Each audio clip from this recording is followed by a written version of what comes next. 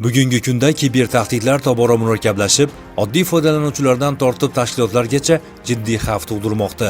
Ayniqsa Telegram internet havolalari va APK fayllari orqali tarqalayotgan zararli dasturlar qurilmalar xavfsizligiga katta tahdid solmoqda.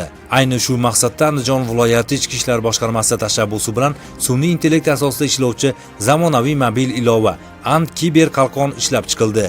Mazkur ilova real vaqt rejimida mobil qurilmalarni monitoring qiladi, zararli APK fayllarni aniqlaydi, avtomatik tarzda qurilmadan o'chirib yuboradi, shubhali havolalarni tekshiradi hamda foydalanuvchini tezkor ogohlantiradi. Diqqat! Telegram chatida shubhali app ko'rindi. Faylni yuklab olmang.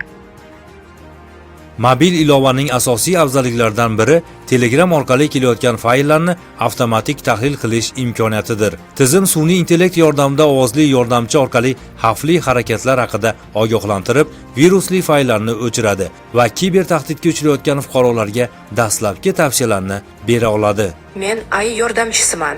Telefoningizni xavfli app viruslar, shubhali linklar va zararli fayllardan himoya qilishda yordam beraman. Savollaringiz bo'lsa, bemalol ayting. Zararli fayllarni karantinga oladi va foydalanuvchi ma'lumotlarini himoya qiladi. Diqqat! Xavfli fayl topildi va karantinga olindi. Ant Kiber Qalqon tarkibida AI assistent, real time monitoring, virus skaneri, Telegram himoyasi, karantin tizimi va xavfsizlik statistikasi kabi zamonaviy funksiyalar mavjud.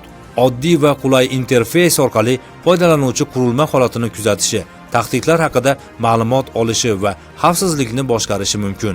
Ant Kiber Qalqon bu nafaqat antivirus, balki foydalanuvchini raqamli tahdidlardan himoya qiluvchi ishonchli kiber qalqondir.